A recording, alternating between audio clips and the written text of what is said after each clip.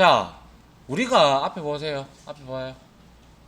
자, 우리가 예를 들어서 어떤 유저 1이라는 스레드가 있고 유저 2라는 스레드가 있어요. 그런데 이 스레드 두 개에서 우리가 하나의 클래스 있죠. 그죠? 하나의 클래스. 예를 들어서 여러분들이 만들었던 유저 디파인 클래스가 있다고 칩시다. 그게 뭐 여기에서 바라봤을 때 이거를 뭐 A라고 치죠. 둘 다 A라는 클래스. 그러면 이 유저 1 스레드나 유저 2 스레드에서는 각각 이 A라는 클래스를 인스턴스를 공유해서 쓸 수가 있어요. 무슨 말인지 이해가죠? 자, 어떤 개념이냐? 예를 들어서 여러분들이 회사에 들어가서 이제 회계장표, 이제 전표라고 하죠. 영수증을 받아와 가지고 그 영수증을 ERP에 전산에 입력을 하는 과정이 있어요. 그래서 회사가 그 다시 제출을 돈을 지불을 하잖아요. 그죠? 그런 형태로 되는 경우를 일단 생각해 봅시다. 그러면 어떠한 한 물건을 구매를 했다면 그 물건이라는 클래스가 있잖아요. 그죠? 맞나요? 그 물건이라는 클래스를 이제 여러분들이 전표라는 프로그램에 들어가서 작성을 한다고요. 작성을 하는데 내가 작성을 해서 이제 만약에 전표 번호가 예를 들어서 뭐 회사 댕겨 보신 분들은 아시겠지만은 전표 번호가 예를 들어서 뭐 001이다 이런 전표가 있어. 이런 전표가 뭐 예를 들어서 오늘이 2019 0806이죠. 그죠? 0806-001이라는 전표가 이렇게 자동으로 이런 것들은 생성이 돼 줍니다. 그런데 이 전표에 대해서 내가 영수증을 받아와서 나는 전산팀이야. 그래서 받아와 가지고 이 돈을 처리하는 부서는 회계팀이죠. 그죠? 맞습니까? 회계에서 돈을 처리를 합니다. 그런데 내가 이거를 사와 가지고 전표에 1,000원이라고 입력을 딱 했어. 그래서 이제 입력하고 아직 결제는 안 올린 상태야. 그래서 내가 이제 여기에다가 딱 저장을 해놨어. 저장을 해놓고 이렇게 그냥 누가 불러서 내가 전산팀장이면 뭐 예를 들어서 누가 상무가 날 불러서 이거 켜놓고 갈 수 있잖아. 그죠? 켜놓고 이렇게 갔는데 회계팀에서 이렇게 이 번호를 그냥 이렇게만 001까지는 몰라도 오늘 날짜를 기준으로 하다가 검색을 해보니까 제 것까지 검색이 되겠죠. 제가 일단 저장을 하고 갔으니까. 그런데 내가 1,000원을 입력을 했는데 얘가 뭣도 모르는 애가 이걸 500원으로 바꿨다고 칩시다. 혹은 재수가 들어봐서 얘가 1,000원인데 이걸 뭐 10만원 아니면 100만원 1,000만원으로 바꿨다고 칩시다. 예를 들어서. 그러면 저는 횡령당하는 꼴이에요. 그죠? 맞잖아요. 그럼 데이터의 신뢰성을 보존 못하죠. 맞나요? 그게 바로 이러한 과정이라고 보시면 되는데 예를 들어서 유저 1 스레드가 이 클래스에 접근을 해가지고 공유객체로 접근을 해서 메모리라는 값을 100으로 바꿨어요. 그리고 나서 내가 잠깐 나갔다 왔어. 그게 바로 2초간 일시정지야. 슬립이야. 맞죠? 그리고 나서 정지하고 난 다음에 출력을 하는데 내가 다시 들어와서 작업을 하려고 결제를 올리려고 봤는데 그 사이에 내가 2초간 어디 나가 있을 동안에 다른 놈이 유저 2 스레드가 갑자기 기들어와가지고 메모리라는 이 필드를 50으로 바꿔버렸어요. 그러면 이 유저 1 스레드에서 이거 값을 출력을 하게 되면 얼마를 출력합니까? 50을 출력하겠죠. 맞습니까? 얘는 역시 50을 넣었으니까 당연히 50을 출력할 것이고요. 그죠? 맞나요? 맞죠? 이렇게 되면 됩니까? 이렇게 되면 돼요. 실질적으로 전표를 발생시킨 유저 1이라는 스레드는 뭔데요? 100원을 입력을 했는데 결과가 50이 나왔어. 왜 이래? 프로그램 개떡이네. 이래 나온다고요. 맞습니까? 이게 바로 스레드를 사용하면서 공유 객체를 하나 공유를 하게 될 때 예를 들어서 여러분들 이런 경우가 있잖아요. 이런 경우 여러분들 게임을 했어. 게임을 하고 있는데 누가 해킹해가지고 여러분들 들어가 다 바꿔놓으면 여러분들 기분 좋습니까? 더럽죠? 맞잖아요. 그런 거 똑같은 개념은 아니지만 그거하고 어떻게 보면 유사한 기분일 거예요. 그죠? 맞잖아. 야, 니는 이 새끼야 뭐 100원짜리도 올 전표 받아와가지고 이거 50원에 올리고 결제 올리고 니 뭐 정신이 있는 놈이야 없는 놈이야? 이거 한다고 상사들이. 왜? 이 전표 올릴 때 영수증을 첨부하거든요. 첨부를 하면 보니까 영수증을 보니까 50원, 영수증은 100원 돼 있는데 전표에 올라온 거 보니까 50원 올라와 있어. 그러면 박살 나는 거죠. 자기는 아무 일도 없이. 맞죠? 맞나요? 웃지 말고 맞나? 맞잖아. 그래서 이러한 공유객체를 다룰 때는요, 공유객체를 다룰 때는 아주 신중히 접근을 해야 돼요. 그래서 여러분들이 앞에서 우리가 앞에서 객체 지향 개념에서 스테이틱, 뭐 액세스 모디파이어 말고요, 프라이빗 이런 거 말고 그냥 제어자 중에서 뭐 스테이틱, 애브스트랙트 이런 거 배울 때 한 개 배웠던 게 synchronized라는 키워드를 배웠죠. 기억납니까? 혹시 기억 안 나는 사람도 많을 거예요. 자, 이 synchronized라는 키워드는요, 메서드 앞에도 붙을 수가 있고, 보통 통상 메서드 앞에 붙는데, 이놈은요, 어떤 역할을 하냐면, 제가 그때도 설명을 아마 했을 거예요. 이런 경우는 이제, 트랜잭션을 일으키는 하나의 예제인데, 만약에 내가 유저 1이 이렇게 접근을 해서, 이 값을 100으로 바꾼 상태에서, 접속한 상태에서 이 값을 내가 사용하고 있잖아요. 그죠? 이 객체를 내가 사용하고 있잖아요. 유저 1 스레드가. 그죠? 사용하고 있으면 어떠한 스레드가 여기에 오는 걸 다 막아버려요. 이 synchronized라는 키워드가. 이렇게 돼야 되겠죠. 그죠? 이거를 우리가 synchronized 키워드를 이용한 동기화 메서드라고 합니다. 자, 따라합니다. 동기화 메서드. 그리고 그때 쓰는 키워드가 synchronized. 아시겠죠? 자, 그래서 한번 읽어봅니다. 여러 개의 스레드가 하나의 객체를 공유한다면 원하는 결과값이 출력이 되질 아니한다. 즉, 데이터의 신뢰성이 없어질 뿐만 아니라 프로그램 사용자가 원하는 결과를 정확하게 주지 않을 수도 있다. 맞죠? 맞습니까? 그 이유는 CPU 스케줄링에 따라서 스레드는 객체에 접근을 하는데 멤버 변수에 접근할 수도 있고 멤버 메서드에 접근할 수도 있어요. 맞습니까? 어차피 인스턴스 붕어빵 만드는 이유가 그 멤버들 사용하려는 거잖아요. 그죠? 그렇기 때문에 임의로 접근을 해서 값을 변경할 수 있는 경우도 아주 예전에는 아주 번번하게 생겼던 일입니다. 알겠습니까? 예. 그래서 여러분들 그 기사 시험에 임계 영역이라는 단어 나온 적 있죠. 예. 그게 바로 뒤에 보면 이제 여기 보면 자, 봅니다. 동기화 메서드 및 동기화 블럭. 제가 다 설명했어요. 읽어보면 됩니다. 자, synchronized 키워드를 이용을 해서 제어자를 이용을 해서 단 하나의 스레드만 실행할 수 있는 메서드 또는 블럭을 얘기를 하는데 다른 스레드는 메서드나 블럭이 실행이 끝날 때까지 접근 못해요.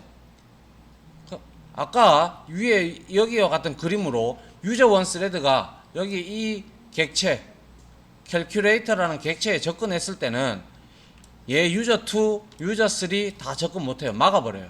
이거를 우리는 싱크로나이즈드로 막아버리는데 이렇게 막아버리면 얘가 이렇게 먼저 접근해서 사용을 하게 되면 객체 잠금이라는 게 일어나요. 객체 잠금. 알겠습니까? 객체 잠금이 일어나면서 자, 그 영역을 우리는 임계 영역이라고 해요. 따라합니다. 임계 영역. 임계 영역을 우리는 오로지 단 하나의 스레드만 거기에 접근해서 사용할 수 있는 것을 의미합니다. 무슨 말인지 이해가죠? 예. 그래서 임계 영역이라는 이 코드는 자, 여기에 그림과 같이 나와 있는데 자, 동기화 메서드 객체에는 보면요. 우리가 앞에 싱크로나이즈드를 이렇게 붙여주는 메서드가 있는 반면에 일반 메서드도 있잖아요. 그죠? 맞습니까? 일반 메서드도 있어요. 그런데 객체는 보면 뭐 이렇게 동기화 메서드도 있지만 그냥 일반 메서드도 있고 뭐 스테이팅 메서드도 있고 여러 가지가 있을 수 있잖아요. 그죠? 그런데 동기화 메서드는 어떠한 스레드에서도 내가 스레드 1이 먼저 동기화 메서드에 접근을 했다. 동기화 블럭에도 접근을 했다. 이렇게 되면 스레드 1에서는 동기화 블럭을 이렇게 다 잡고 있지만은 스레드 2에서는 일반 메서드에만 접근이 가능하고 나머지 동기화 블럭, 동기화 싱크로나이즈드가 붙어 있는 데는 절대로 접근을 못 합니다. 무조건 막아버려요. 그게 바로 그 구역이 바로 임계 영역이라는 구역입니다. 그래서 오로지 단 하나의 스레드만 실행을 하는 영역을 임계 영역이라고 해요. 그렇지 않다면, 물론 이렇게 된다면 단점도 있고 장점도 있어요. 단점은 속도가 좀 느리겠죠, 그죠? 객체 잠금이 일어나니까. 맞잖아요, 그죠? 대기를 타야 되니까. 대기를 타고 있어야 되기 때문에 지연이 되기 때문에 속도는 좀 느릴 수 있어도 데이터를 신뢰성을 보장하는 게 우선이죠, 그죠? 맞잖아요. 데이터 틀어지면 그거는 게임 셋이에요, 벌써부터. 이해 갑니까?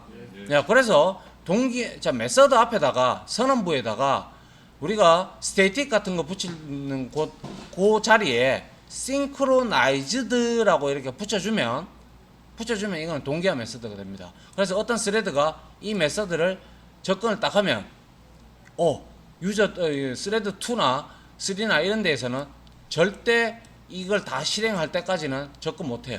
막아버려요. 알겠습니까? 그런데 이제 동기화 블럭이라는 것은 메서드 안에 이렇게 싱크로나이즈드 해가지고 통상 이건 디스가 돼요. 객체 자기 자신을 의미하겠죠, 그죠? 디스를 넣어주면 이때 공유 객체가 이제 여기에 사용이 되죠. 사용이 되면 이것도 역시 이 일반 메서드를 호출은 가능하게 되나 이거를 제외한 나머지 코드들은 실행이 가능해요. 하지만 동기화 블럭은 아무도 그 스레드 하나만 사용할 수 있게끔 만들어줍니다. 무슨 말인지 아시겠죠? 예? 그래서 인계 영역은 둘 이상의 스레드가 동시에 접근해서는 안 되는 공유 자원을 말을 하고 자료 구조 또는 장치를 의미를 하는데요. 특히 우리가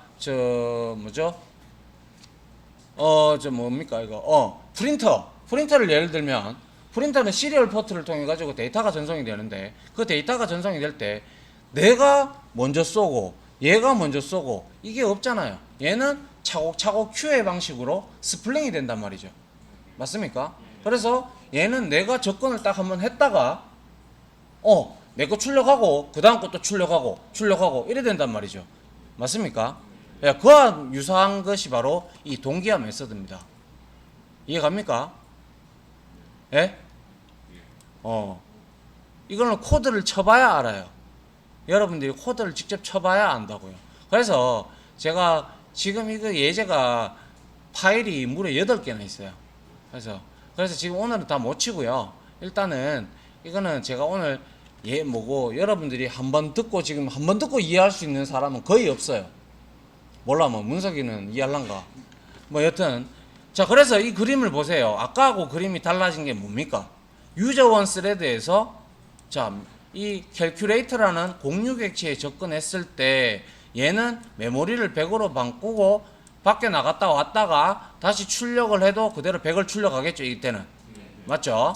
그런데 이제 그 다음에 왜냐하면 그 이유는 인계 영역이 생겨서, 즉 객체 잠금이 일어나서 이렇게 아무도 접근 못하니까 값을 변경 못 시킨다, 그죠? 맞나요? 그리고 유저 2 스레드가 접근해서 50을 바꿨다. 그러면 이제 이때는 다 출력하고 난 다음에 끝났으니까 객체 잠금 해제가 이루어지겠죠. 그때는 접근할 수 있다는 거죠. 맞습니까? 아까 앞에서 봤던 이거와는 오버랩이 되는 부분이 없죠. 오버랩이 되는 부분이 없어요. 그러다 보니까 속도는 조금 늦을지언정 데이터의 신뢰성을 보장한다 라는 거죠. 그게 바로 동기화 메서드고요. 동기화 블럭입니다. 이 부분에 대해서 여러분들이 나중에 현업에 가시면 상당히 많은 동기화 메서드, 동기화 블럭을 보시게 될 거예요. 그러면 여러분들도 생각을 잘 하시고 프로그래밍을 하셔야 돼요. 인계 영역이 어떤 부분에 지금 걸려져 있는지, 이때 이 부분에는 예를 들어서 이런 경우도 있잖아요. 요즘에 동기화 메서드나 블럭으로 처리 안 된 것들도 꽤 많아요. 아직까지도. 뭐 어떤 거예요? 예를 들었으면 뭐예요? 우리가 어떠한 뭐 동영상 인강을 본다고 칩시다. 인강을 보든지 요즘엔 그래도 조금씩 이제 동기화 블록 이런 것들이 생겨나서 그나마 조금 나은데 예전 같은 경우는 예를 들어서 인강도 마찬가지고 그리고 또 뭡니까? 어떠한 파일 뭐죠? P2P 사이트 그런 거 있죠, 그죠? 그런 거 누가 결제해가지고 저도 그래요. 우리 내 동생이 무슨 이런 사이트를 하나 뭐 결제를 했다면 나는 그 비밀번호하고 아이디 알아가지고 그냥 공짜로 나는 이용하는 거잖아, 맞죠? 맞잖아. 근데 요즘에는 그래도 좀 많이 진화가 돼서 같은 아이디로 동시 접속할 수 없습니다. 라고 그 메시지가 뜨죠, 그죠? 예. 그 뜨는 이유가 옛날에는 안 떴죠. 여러분들 기억에, 그죠?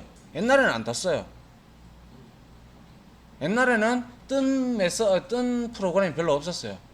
그런데 요즘에는 그렇게 뜨는 이유가 워낙 보안 쪽에 문제가 되다 보니까 이 자바 언어로 많이 컨버전이 되면서부터 서서히 생겨나기 시작해요. 물론 다른 언어에도 이러한 동기화 블록이나 동기화 메서드들이 있긴 합니다만은 그것보다는 그래도 자바가 보안에 굉장히 강하기 때문에 좀 컨버전이 돼서 이제 그렇게 바뀐 케이스가 많습니다. 무슨 말인지 아시겠죠? 그래서 여러분들이 제가 오늘 설명한 것 중에서 좀 이해하실 부분은 뭡니까? 공유 객체를 사용할 때는 인계 영역을 만들어줘서 함부로 같은 다른 수많은 스레드들이 그 공유 객체에 접근 못하게끔 막아야 돼요. 그래야 데이터의 신뢰성을 보존한다는 거죠. 맞나요? 자, 그게 바로 인계 영역이고, 그리고 그걸 쓰기 위해서는 이러한 싱크로나이즈드 키워드를 반드시 써줘야 된다라는 겁니다. 아시겠습니까? 그래서 다시 마지막으로 결론을 내리면 동기화란 하나의 스레드가 메서드나 블록을 실행할 때 다른 스레드의 접근을 막는다. 즉 객체를 자물쇠로 짤깍 잠가버려요. 그러면 데이터의 신뢰성이나 정확성을 보장하게 되는 개념이 바로 동기화의 개념입니다. 이해갑니까? 네. 요거에 대한 예제는 내일 제가 요거를 다시 한 번 더 설명을 드리면서 여러분들한테 뭡니까? 내일 코드를 같이 한번 쳐봅시다. 알겠죠? 네. 자, 좀 못 들으신 분들은 한번 이거 인강 한번 들어보세요. 알겠죠? 네, 별로 그렇게 내용이 안 기니까 한 18분 정도 되니까 자, 요까지 할게요. 일단